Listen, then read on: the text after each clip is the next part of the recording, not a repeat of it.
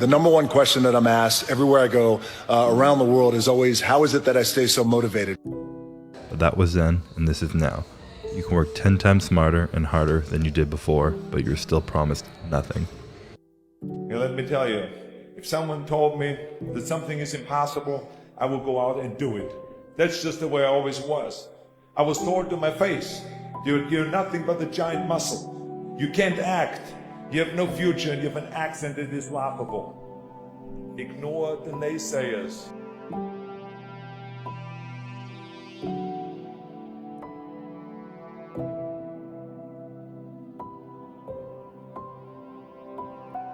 The number one question that I'm asked everywhere I go around the world is always, how is it that I stay so motivated? What are the motivating factors in my life that keep me in this psychological space?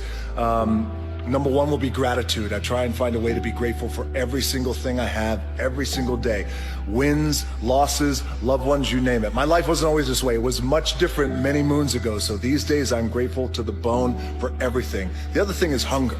You always hear people say, well, it's about being number one, about being at the top. Or how about this? You're always going to find somebody out there who's going to work harder. Well, I don't know that. That might be bullshit, but I know no one is going to be hungrier than I am. And I try and find a way to be grateful. So I hope that helps. It's 2 o'clock in the morning. If you're watching this, you better be doing something productive today. Very intense workout, hardcore, very heavy, creating and destroying, breaking down and building up that very dense, thick muscle. We always talk about hunger and how you always want to outwork your competition regardless of how successful you may be lucky enough to be. You want to be hungry. If you know what it's like to be hungry, you'll never be full. He said it's one thing to be hungry, it's another thing when you're starving for greatness and starving for success. And I love that because it immediately clicked. It's in my DNA. I know what it's like to operate every single day, regardless of the success that I've been a lucky son of a bitch to achieve.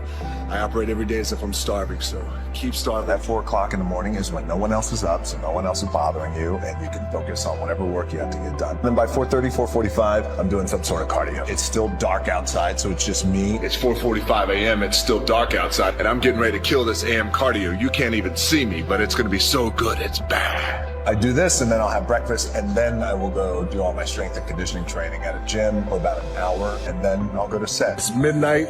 I'm on my honeymoon, and I'm in here working out. Saturday night, 1:45 a.m. I just wrapped a phenomenal workout here in the Iron Paradise. Got after it hardcore. Hardest workers in the room. We just wrapped here in the Iron Paradise. Another great workout. Iron ain't gonna kick its own ass. You got to get after it. Let's roll. You reach that point. You know, we all reach that point where we're training, and you break through to the other side. You break down barriers, you bust through ceilings, you knock down doors. That just happened for me. It's very defining.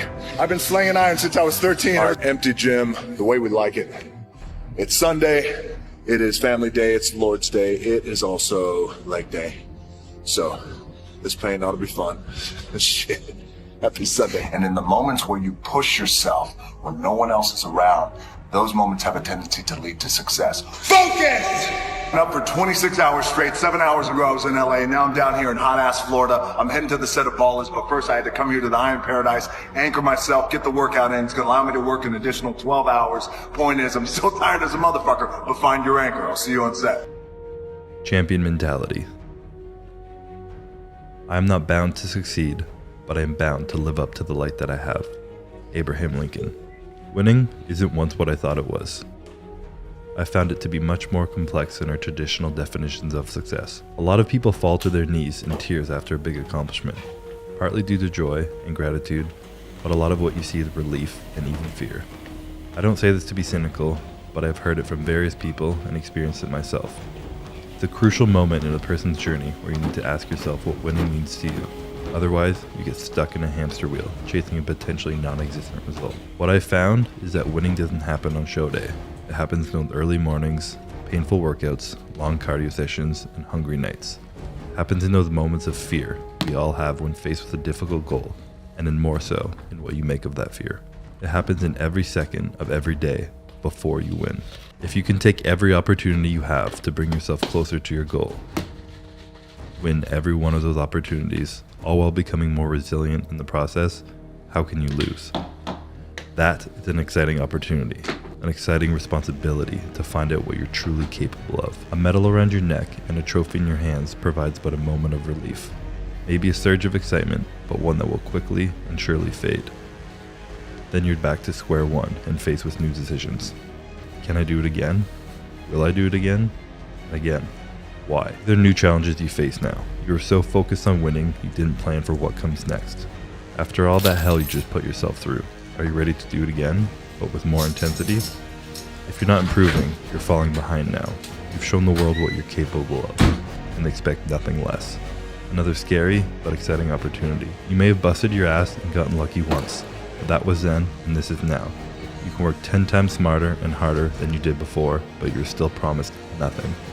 Entering hell blindly with no promise of what's on the other end is one thing, but getting to paradise and then choosing to turn back around into hell, full well knowing what to expect this time, with a pipe dream of a better paradise on the other end waiting for you, that's insanity. But history has a habit of calling ambitious people crazy.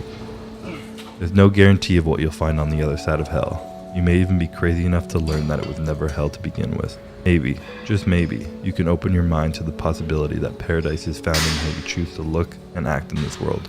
Paradise, like our goals, may not really be a destination, but an endless horizon we secretly don't want to reach. A never-ending reason to keep working and growing, with the intention not to accomplish goals, but to become someone who can accomplish any goal. Winning equally has no finish line.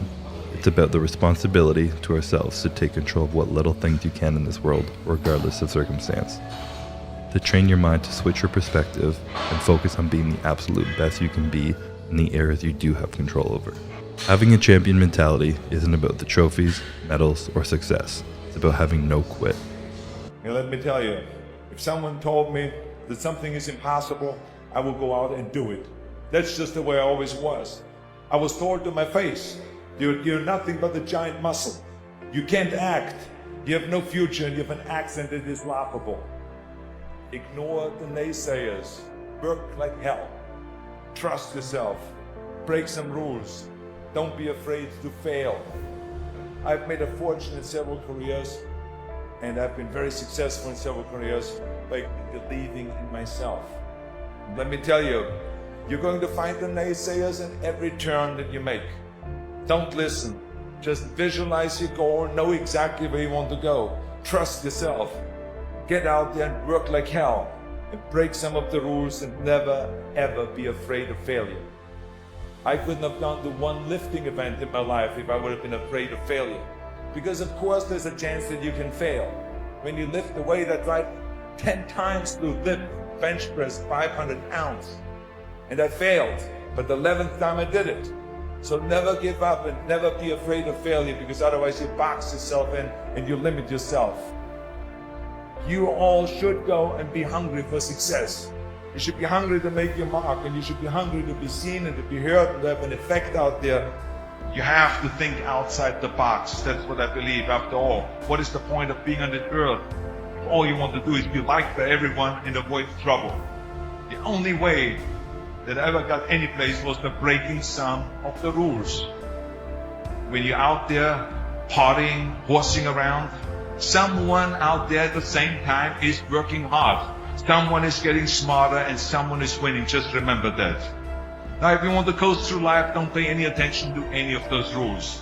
But if you want to win, there's absolutely no way around hard work. Don't be afraid to fail. Anything I've ever attempted, I was always willing to fail. You can't always win, but don't be afraid of making decisions. You can't be paralyzed by fear of failure, or you will never push yourself. You keep pushing because you believe in yourself and in your vision. And you know that it is the right thing to do, and success will come. So don't be afraid to fail. Don't listen to the naysayers. I mean, how many times have you heard that you can't do this, you can't do that, and it has never been done before? I hear this all the time. As a matter of fact, I love it when someone says, no one has ever done this before, because then when I do it, that means that I'm the first one that has done it. So pay no attention to the people that say it can't be done. Just remember, you can't climb the ladder of success with your hands in a pocket.